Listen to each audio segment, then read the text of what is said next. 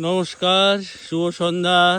এই মুহূর্তে আমি আছি বাঁকুড়া জেলার ছাতারকানালি গ্রামে, আমার শ্বশুর বাড়ির ভিটে। সামনে হেঁটে যাচ্ছে আমার স্ত্রী চন্দানী সরকার, একটু হাত নাড়ালে ভালো হয়। তার পাশে রয়েছে তার বৌমা, মানে আমারও বৌমা পুট্টি। তার পাশে রয়েছে শ্রীমতী সিনিয়র কৃষ্ণা সামন্ত, আর তারপরেই যাচ্ছেন বাচ্চাকে নিয়ে জুনিয়র কৃষ্ণা সামন্ত।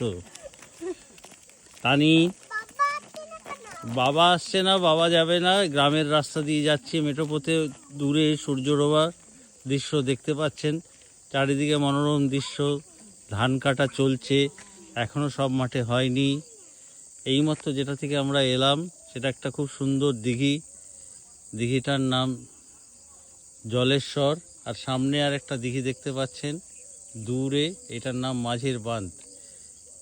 এই দিঘি ছাড়া আরও সব মিলিয়ে 9টা দিঘি এখানকার সমস্ত সামন্ত পরিবারের 16 আনার, যার বার্ষিক আয় থেকে এখানকার রাসমঞ্চর রাস পুজো হয়, রাস পূর্ণিমায় দুর্গা ঠাকুরের হয়, বিভিন্ন সাংস্কৃতিক অনুষ্ঠান হয়।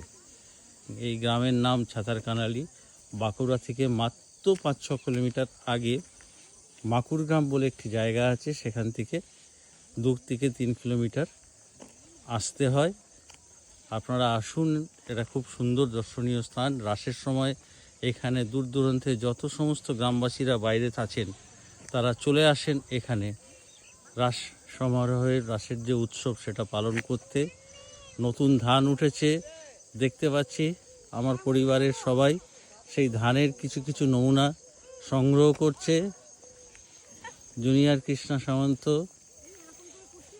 লিজা সরকার, তানিশা, সিনিশা সরকার,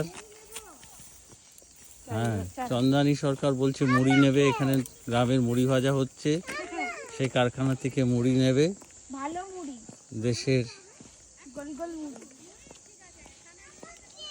এই দেখুন, ধান এখনো রয়েছে কিছু কিছু মাঠে। মাঠে জল দেওয়া চলছে, ভদ্রলোক মাঠে জল দিচ্ছেন। এই যে একটি ড্রেনেজ সিস্টেম দেখতে পাচ্ছেন, এই যে জল প্রবাহমান, সামনের বড় বাঁধ থেকে জল অতিরিক্ত হয়ে গেলে সেটা গ্রামের দিকে চলে যায়। এখান থেকেই জল সংগ্রহ করে ওনারা দেশীয় প্রযুক্তিতে সংগ্রহ করে মাঠে মাঠে সেচের জন্য ব্যবহার করেন।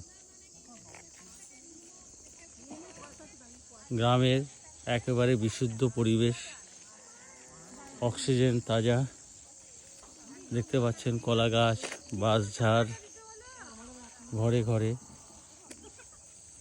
আমি কমল সরকার, আজকের মতো আপনাদেরকে নমস্কার, শুভ সন্ধ্যা।